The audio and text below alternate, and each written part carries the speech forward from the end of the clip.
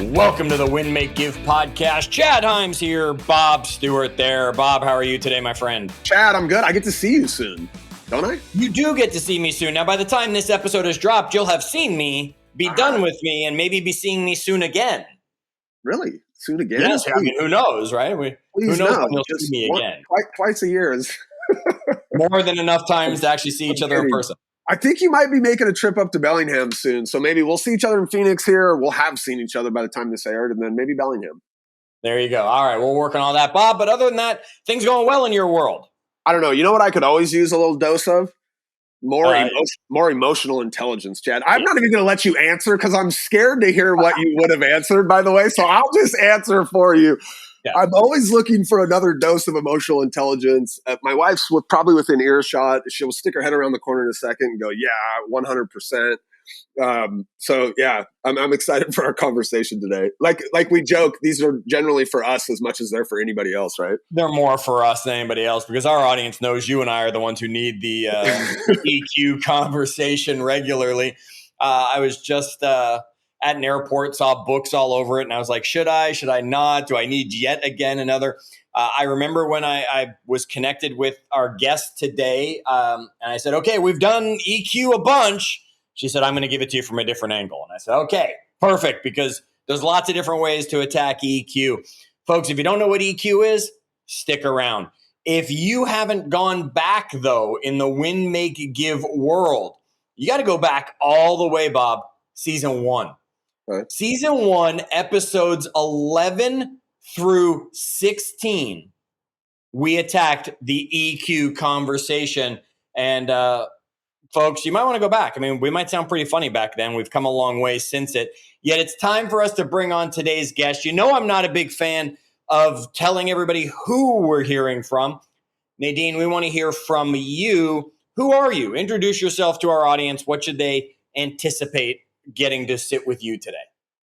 Hi, Chad. Hi, Bob. Thank you so much for having me here. That's well, I'm a coach. I'm an executive and leadership coach. And I work with, what does that mean? Because many people might not know what that means. So it means that I work with executives who are struggling and suffering from a disengaged team.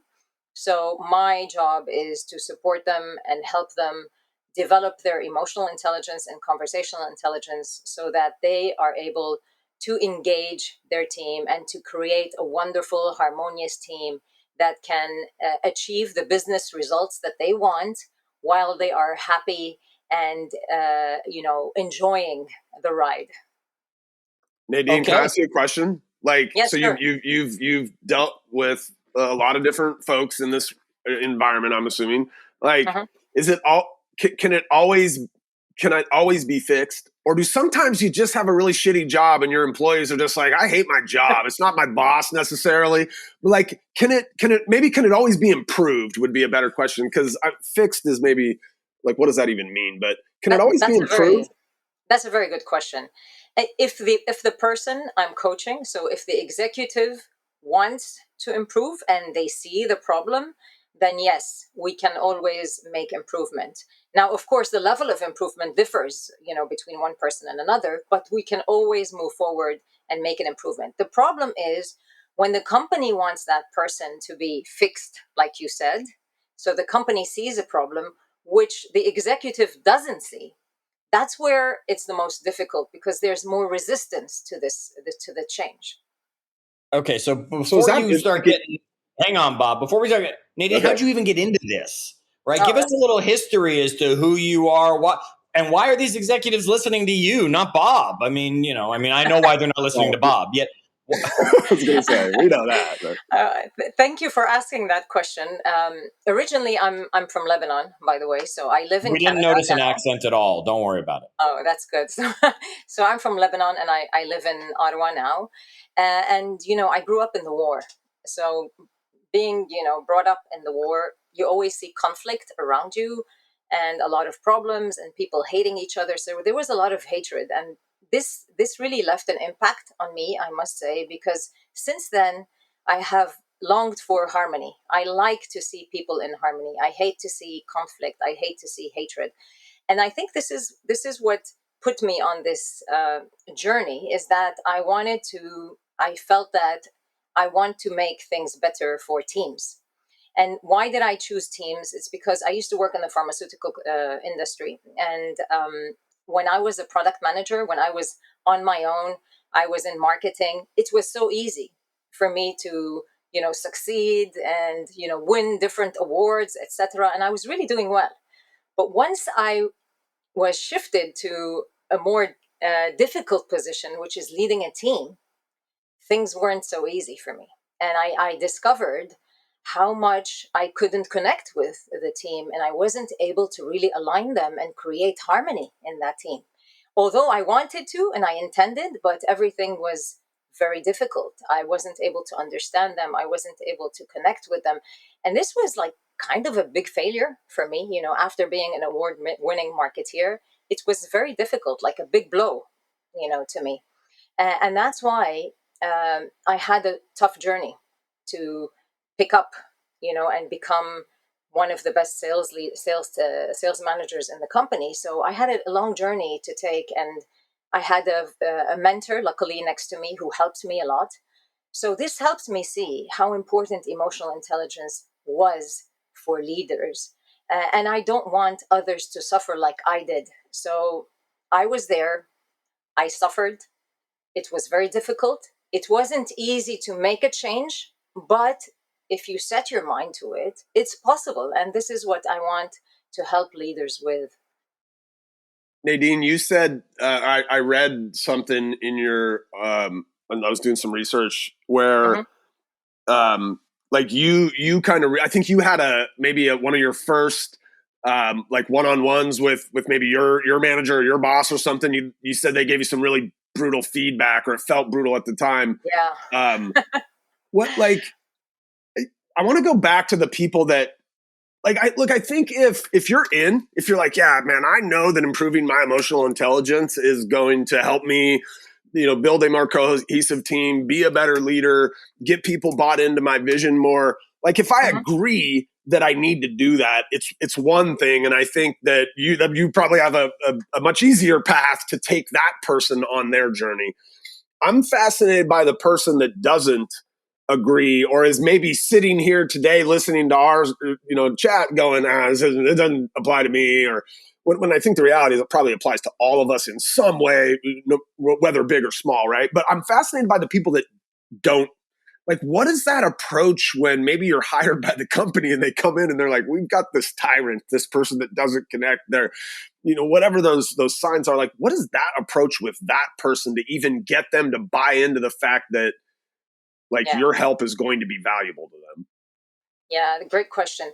When I'm faced with that, and I have been faced with that many, many times. So when I'm faced with that, I always keep in mind what I teach, okay, and what I talk about. Is that when people resist things, it's because they're afraid, because they don't understand how this is going to help them, because they're maybe looking at it in a threatening way. So that's why the first thing I try to do is I try to create trust with that person. So I try to listen to them. I try to understand the resistance that they have. I try to understand the fear that they have. And worst case scenario, I drop the objectives of the company and try to ask them, what do they want out of the coaching? So since they're here, since we're going to have this together, what is something that they're suffering from? What is something that is painful to them? And there's always pain there. We always have pain somewhere. So once we connect with that and we start working together on the pain that they have, it always leads back to the things that the company wants, because they're all interconnected. Emotions are interconnected. If I have pain in one area, it's going to be reflected in a different area in the business and in my work and in the way I perform. So indirectly, we will get there. Okay, but the first thing is to create that trust for them to feel safe with me and really know that I want to help them, because I really want to help them as individuals. I want to help the company, but I also want to help them as individuals. Do you have a couple, if you were sitting down in that environment and realizing right away, like, oh man, I gotta go right to building trust with this person, or the rest of this is not even going to happen. Is there a question or three that you like to open with, ask with? Like, Help our audience build trust quicker with people. Yeah, help me build trust quicker with somebody I'm trying to lead. The first thing I usually do, and that's because I connect with their emotions. Okay, so if I feel they're hesitant, I say it. I'm very honest, and I tell them, coaching is built on honesty and transparency. And I'm going to be honest with you. I'm feeling like you're not too excited about this. Okay, so what's going on? What's worrying you? What's scaring you? So I just try to ask them questions, and I don't judge them. That's the most important thing, because you see, when you're coming from a place where the company has hired you to fix that person, it means they have a very bad perception of the person. And I try my best not to be influenced by that. I put those aside, whatever the company gave me, and I try not to judge the person, because the minute they're going to feel judged, they're going to push, and they're not going to want to work with me. They're not going to want to confide in me or trust me because they feel judged. And we don't like to feel judged. We're human beings who like to feel, accepted and loved and cared for. So the first thing is I need to really control myself not to judge that person, and to put everything that the company said about this person aside and see their perspective, because there's always a perspective that's coming from them that may be different from the perspective that the company has. So that's why connecting with that and really understanding where they're coming from and listening to them, truly listening, deep listening without judgment, this will create a very nice bond that will help us in the coaching. So Nadine, how do you do that, right? You make that sound so easy. I judge Bob all the time, and it's very difficult. I might be a great listener. I might listen to Bob when he wants to talk, right? And our founder Ben, we always talk about he's a brilliant listener. Yet we all have preconceived notions. We all have our own prejudices, and I don't mean that in a negative way. I'm just meaning in a prejudice. I like chocolate ice cream. Bob likes vanilla. So as soon as Bob tells me vanilla is the best ice cream, I'm going to say he's wrong because I'm judging him. How do we overcome some of those natural built-in things so we don't judge these people we're attempting to build trust with? Now, of course, as a coach, I've done a lot of practice on this, because no judgment is the number one maybe quality that a coach needs to have. However, to give tips to everyone out there, the first thing I guess is to notice that you're judging, and this is not easy, okay? Because we don't notice that we're judging. We think that what's in our head is the truth, okay? However, yes, chocolate is better than vanilla. Yeah. So for you, maybe, right? I tell you, right? Chocolate is better than vanilla for you, but maybe for the person next to you, strawberry is the best thing. So, it's all about understanding that people are different, accepting that people are different, and what they do doesn't mean, if it's different from what I do, it doesn't mean they're wrong and I'm right, and vice versa. So I need to let go of this right wrong approach, black or white approach, and accept that what I see is not always the truth. Accept that I need to be more curious to really understand what's going on. So this is, curious is kind of like the antonym of judgment. Instead of judging, try to be curious. And to be able to be curious, you need to stop yourself and notice, oh my God, I'm judging here. Okay, take a deep breath and just say, okay, let me connect with them and see what's going on. Let me be curious. And I'll give you an example. Like, for example, when somebody says, let's say we're in a meeting and somebody gives this idea that seems so ridiculous to me. Okay? If I don't notice that I'm judging the idea as ridiculous, I'm going to stop here and the conversation is going to end here. There's not going to be any trust here. However, if I notice that, oh my God, I'm judging this idea as ridiculous, and then say to myself, if this person finds it to be a good idea, there must be a reason. Let me be curious and ask that person, so what do you see in this idea? For me, I'm not seeing anything good. So please enlighten me. Tell me what you see. And you would be amazed, 99% of the time, they're going to give you a perspective that is so different from yours that you never thought of. And this is going to help you grow as a person as well.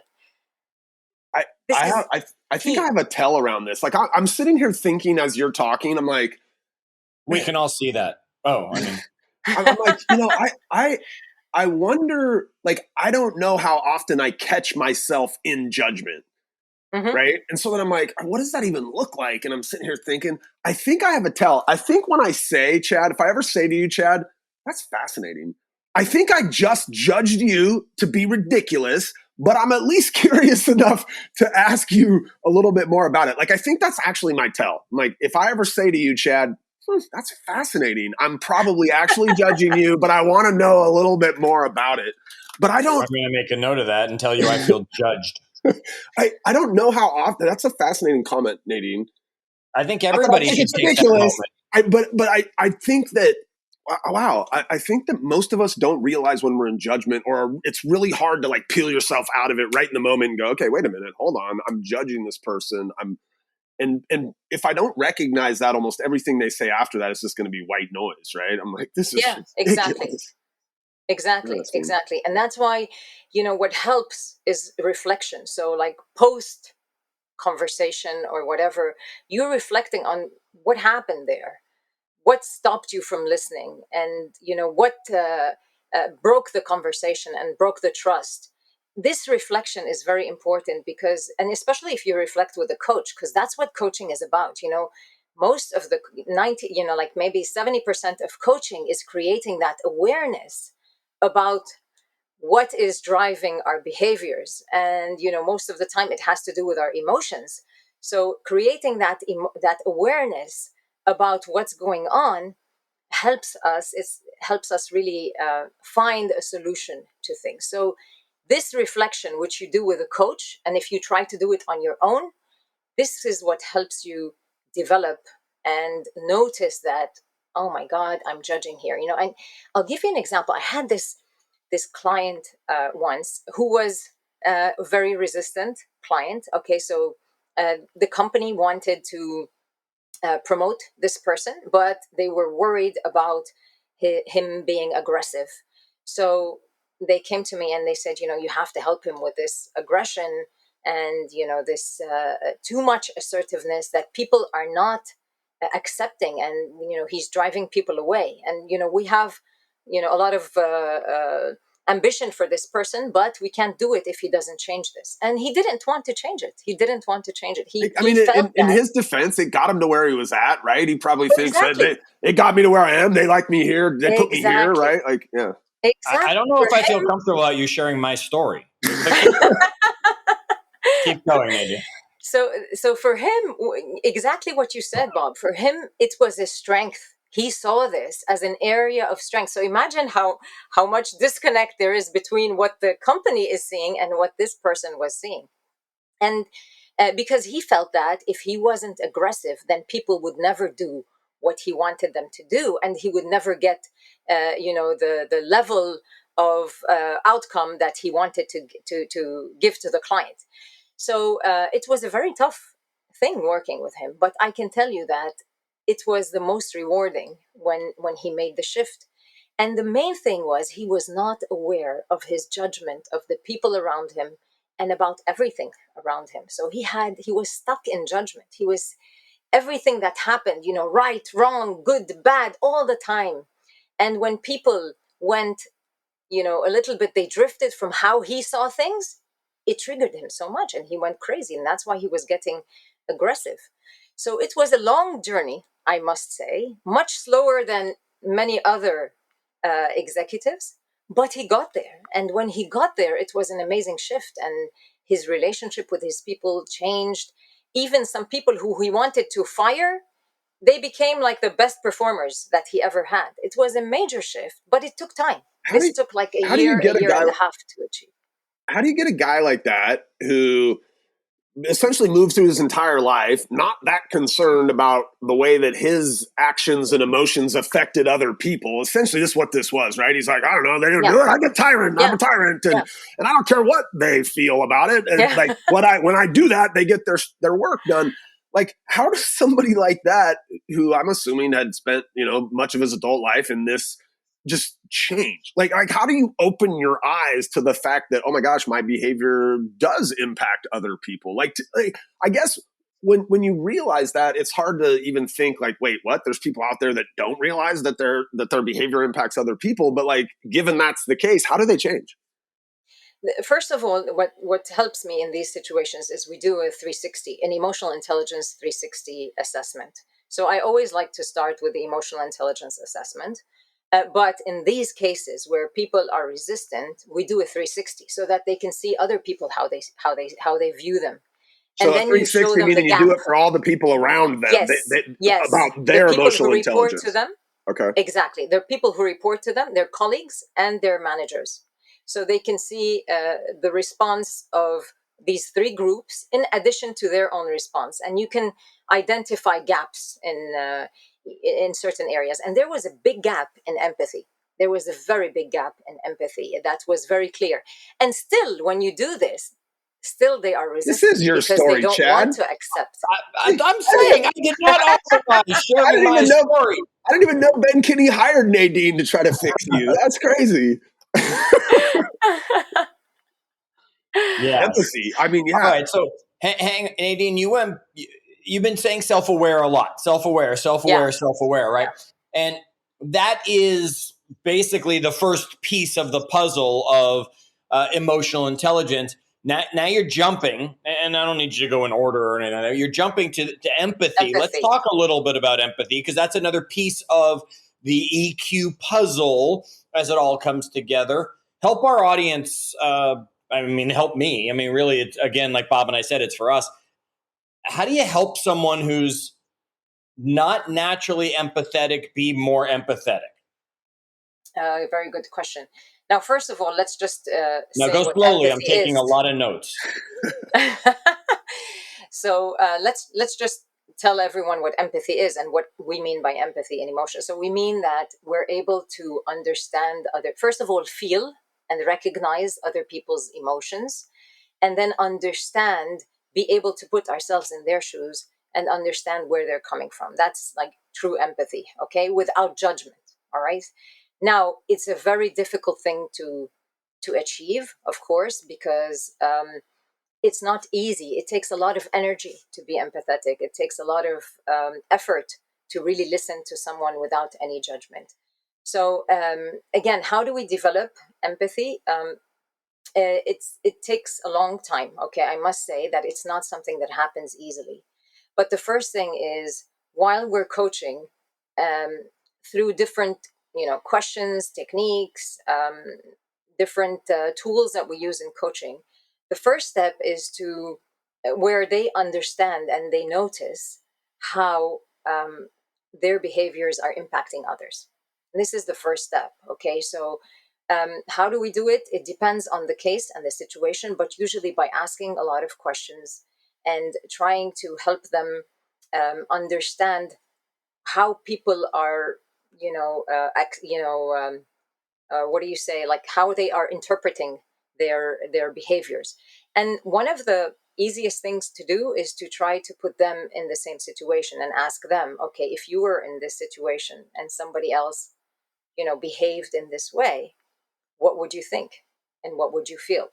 So this is a very easy tool to use, is just to try to put them in the shoes of the other and help them feel what they feel. In other ways, sometimes you can use visualizations where they can, again, put themselves in the place of that person. So it depends on the person and whether they're intellectually strong, whether they're visual, whether they're auditory. So it depends on what they are and their strength. Then you approach them differently. But it's important to help them understand how the impact of their behavior is landing on others. Sure. When everyone talks empathy, I always think of the scene, Bob, you'll remember from White Man Can't Jump, when she says, that she's thirsty. Yeah, and he goes and he gets her a glass of water, right? And she's like, I don't want you to get me water. And that's my natural, right? It's like, well, let's just fix that then. You're thirsty. Here's some water. Quiet down, right? It's like, no, I want you to say, I too have been thirsty. I understand what it's like to be thirsty. And it's a big challenge. And I think a lot of people think they're very empathic, and I don't think a lot of people are anywhere near as empathic as they think. I think most of us are very low on that scale if we were being very clear and very honest.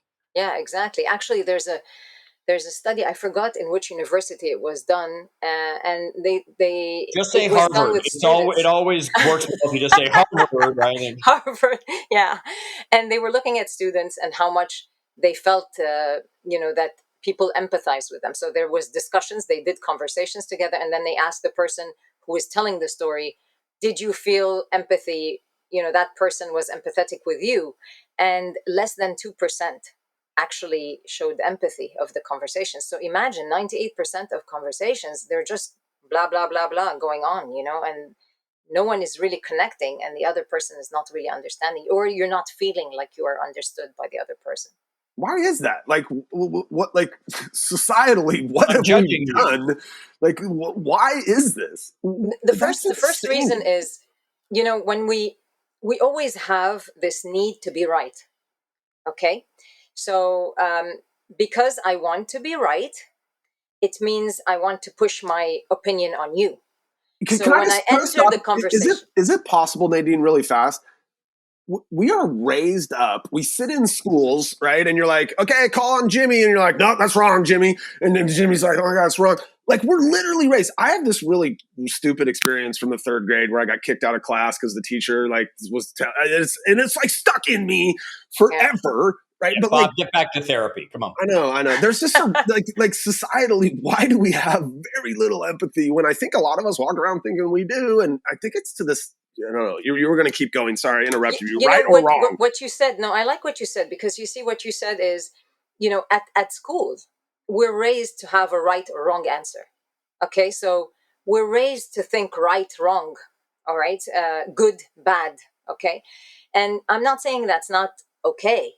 However, because our mind always wants to associate something good and something bad, or something right or something wrong, I always think that what I do is right, or the way I'm thinking is right. So, and when I enter a conversation, wanting to convince the other person. And that's where I lose it, because when I'm having a discussion with you only because I want to convince you, I'm listening to convince. I'm not listening to really connect with you. I'm just hearing the words and trying to take those keywords that will allow me to counteract, whatever you're saying, so that you will be convinced by me. So you're just listening to convince. You're not listening to connect with someone. Okay. So for self-awareness, one of the exercises is be aware of when you're judging, right? Have that awareness, acknowledge it in your head, I'm judging that person, right? As Bob would say, that's fascinating, right?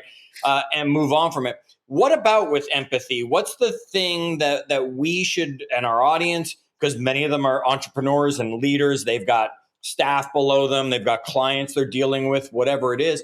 What's the thing we should do to say, all I'm doing is attempting to convince you, and I need to raise my empathy levels right now? Is there a little exercise or tip or awareness that we could bring to that? So if you want to enhance your empathy, the first thing you need to do is get into conversations with people and get to know people. Like, for example, if you're a leader, okay, and you feel there's like this disconnect and you're not being able to empathize, you're judging a person as, a low performer, okay? So connect with them personally. See, how many kids do they have? Are they married? Are they not married? Where do they live?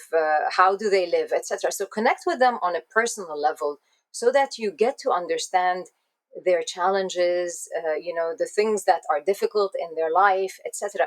This creates, some connection that will help you be more empathetic, because when you know a person and you know what he thinks and you know what he does, then you are less likely to judge them.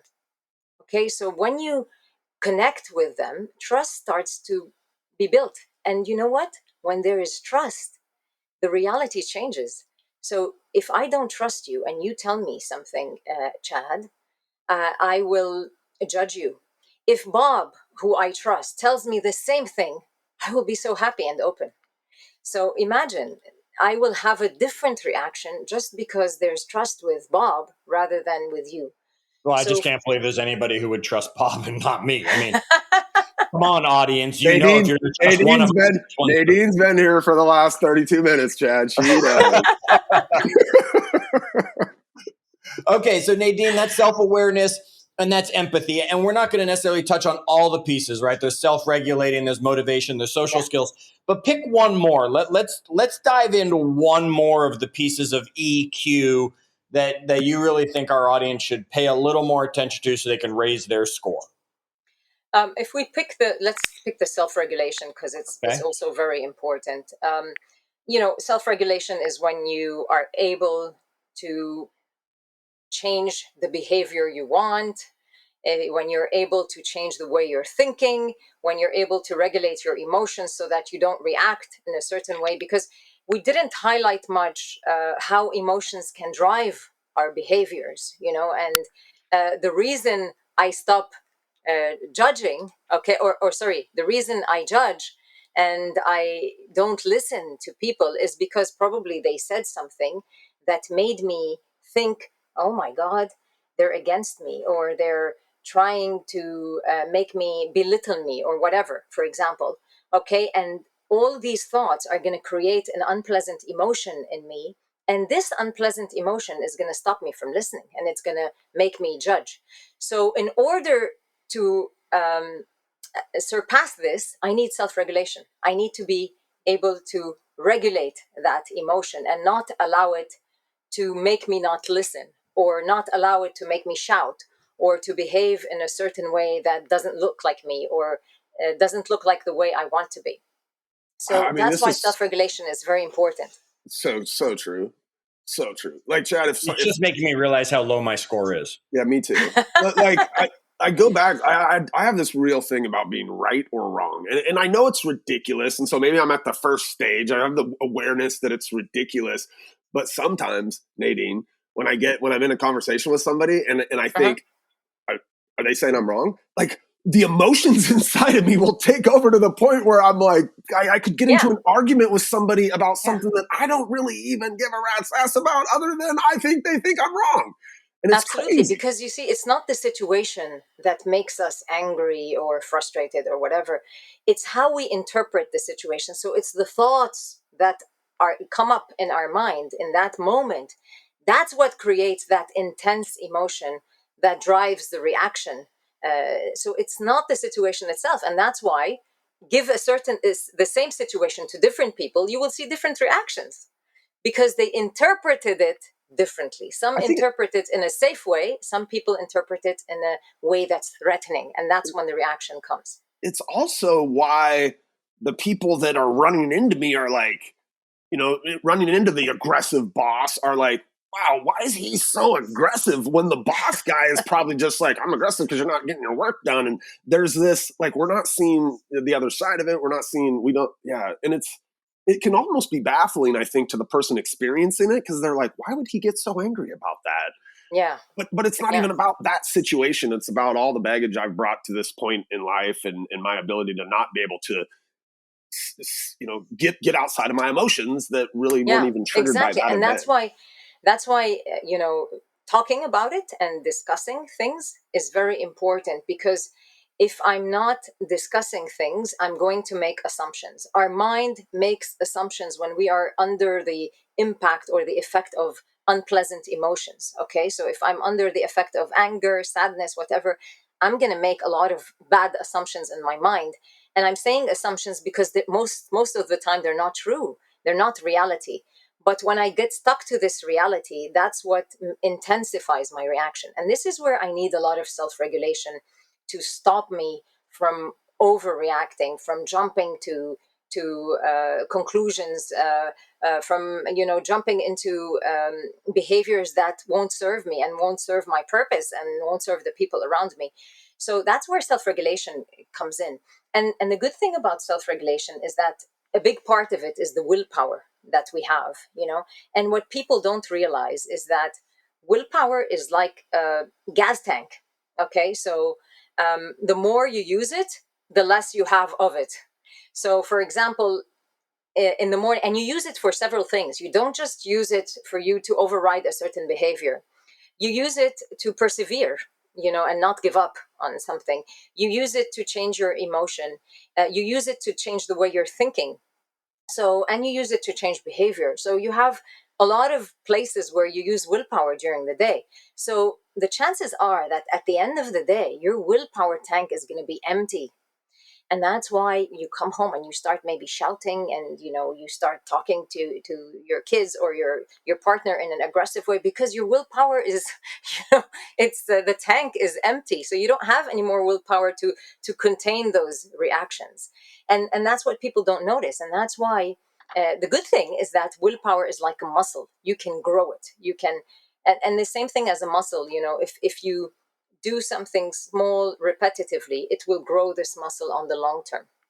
So, and sometimes you don't have to do like a huge thing. Sometimes you can just like do your bed in the morning. Okay. So if you don't do your bed currently, and you say, okay, I'm going to wake up every morning and I'm going to do my bed before I do anything else. If you allow yourself to do that task, which is something very small, it grows your willpower, because you're doing something that you don't want to do and you don't like to do, but you're forcing yourself to do it. So it's like you're working your muscle. And then this will spill over on other things, because your willpower tank becomes larger, and then you can use it in other places. Chad, And can another you? thing is, yes, Well, sir. Chad, like, true. I mean, you're a guy to me that had a lot of willpower. You've changed your diet, you've changed your exercise routines over the last 10 years. Like, do you find this to be true, that like your willpower grows as you start using it? Yes, and I also find Nadine's example of it being a gas tank is great. So think about, Bob, that small car you once had, which had a 10-gallon tank, and then now think about the truck you drive or whatever that's got that 15-gallon tank. So it's able to get yourself a bigger tank, but the challenge is sometimes we get that bigger tank and we just use more gas. Right. And Yeah. we just figure, oh, well, I've got a bigger tank. I can go Yeah. farther. Oh, wow. Right. Instead of saying, well, we still got to stop and fill up that tank because it still gets down to fumes. It just might take a little longer. And I know it happens. And there are a few ways we can fill our tank.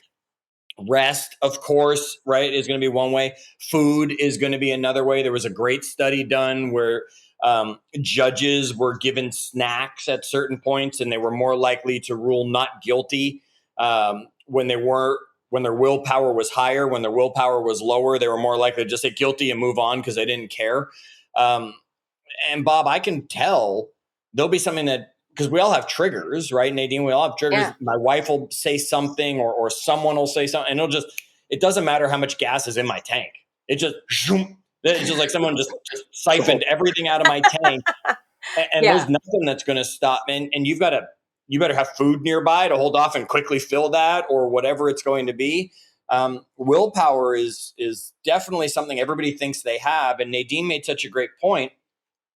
You use it without knowing you use it, right? Yeah. Just walking by the snack area in your office and not grabbing the donut, you don't think twice about it really in your head, but that there was a battle that went on in your head that said, I want the sweet, I want the sugar, I need that boost. You can walk by the donuts and not take one? This is news to me. This is news to you. Yeah, but this is an amazing example, because we don't notice, as Chad is saying, we don't notice that we're actually, spending some willpower there.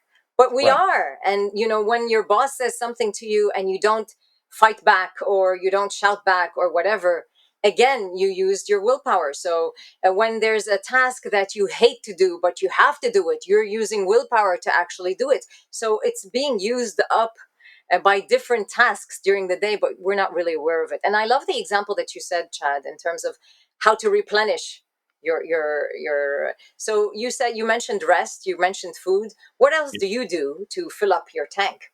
Oh, I've got a few things that I do for me. I mean, I got a stupid game on my phone, right? Uh-huh. So when I only have like a minute, like when we finish this podcast, before Bob and I go to start recording the next one, I'll probably play like just a minute on my phone, because it'll just relax my levels and just Excellent. recharge me for decisions to be made. Of course, like I said, eating. So that's something that comes from eating properly throughout the day. Rest is a key thing. Time with my wife. Now, can it sometimes backfire because she's the trigger that then sets me off on something because we were maybe having a fight? But things like, and vitamin D is another big one, folks, right? Get outside, get that sunshine. That's going to help because we're going to spend this. This is the only area in emotional intelligence I know I score high, right? I know I score high. The other areas, no, my empathy, right? I mean, we joke about it, right? I got no empathy. I have empathy, right? But I'm sure you do have, but you don't notice. I do have, yet I know that most of the population is a lot less empathetic than I think we think people should be, because we see one person who's really great at it, and then we say, oh, that's that. We should all be like that. I think self-awareness, right? Not judging, of course, the motivation, the social skills that are in there. So as we get to the end of our time with you, Nadine, and sharing with everybody, one, you mentioned to me at the beginning a webinar, so I want to make sure you mention that. And then I want you to just give, after you mention that and how they can get this webinar and learn more and connect with you and all of that, I want you to give us one last thought, whether you repeat something you've said, whether it's something you didn't get to say yet, but give our audience one thing they should really walk away from this episode and say, I'm going to work on that, or that's how I do that, or whatever it is you think they need to hear. I think the most important point to work on in emotional intelligence, because we can't start everywhere. We have to start with one thing. And the first step is to grow your emotional self-awareness. And what I mean by that is notice your emotions, notice how they fluctuate during the day, notice why they're fluctuating and what's the cause behind that. And also notice how they impact your behavior. So when you're in that emotion, how are you behaving and what's the impact you have on others? So start there by reflecting. Take 5 minutes every day, 10 minutes before you sleep, and just reflect on your day and think of, okay, what are the emotions I went through today? And even if you just spot one of them, that's good enough. Start there and just ask yourself, what made me feel this? What was I going through that made me feel this? And how did I behave in that instance? And just by doing that, you will start growing and focusing on your emotions more and more. And if you need any help, I'd love to help you. I can also give a complimentary session to whoever is on this watching this, and whoever would like to work on their emotional intelligence. I would love to give them a complimentary call. So how do they get in touch with you if they want to pursue that? And folks, if you don't want to take advantage of it, let me know, because I'll take all of your sessions and I'll give them all to Bob so that he can get enough where he's going. All right. How do they connect with you, Nadine, once we're done with this episode? Very simply, just go to my website, which is www.NadineZeinoun, and that's NadineZeinoun.com. It'll be in the show notes for those of you who are like, wait, how did you spell that? Well, we'll make sure those are in the show notes. Perfect. So if they go there, they will see book in a call, and they can just book in a call. And if they want to watch the webinar, it's the same URL, but then /webinar, and they have free access to that webinar. The webinar will help. It's tailored for people who are struggling to create a good engagement in their team and a good relation with their team, and who are really suffering from maybe difficult employees within their team. So this webinar will help them understand why there are difficult people in the team and what they need to do in order to develop themselves. Nadine, this has been really awesome. Thank you. Again, we joke about these being for Chad and I, but like this one was for Chad and I. But I do have to take issue with one thing you said, which is the best place to start is to start realizing what your emotions are. Uh-huh. For me, I would literally have to go Google what different type of emotions are there. Because I think, you know what I'm saying? Like, I'm like, envy and amusement and embarrassment and guilt and contempt and confusion and admiration. And I probably would have sat there and went, I'm happy, I'm sad, I'm angry, I'm frustrated, right? Like, I probably could figure out 6 or 8 of these off the top of my head. And there's so many different emotions. Thank you for mentioning that, Bob, because sometimes we don't know what the emotion is. So if you Google an emotion, an emotion map, then you can see the map, and it shows you the different emotions. And this will help you to really pinpoint what is it you're going through at the moment. Yeah. So thank you for raising that point, because that's really relevant.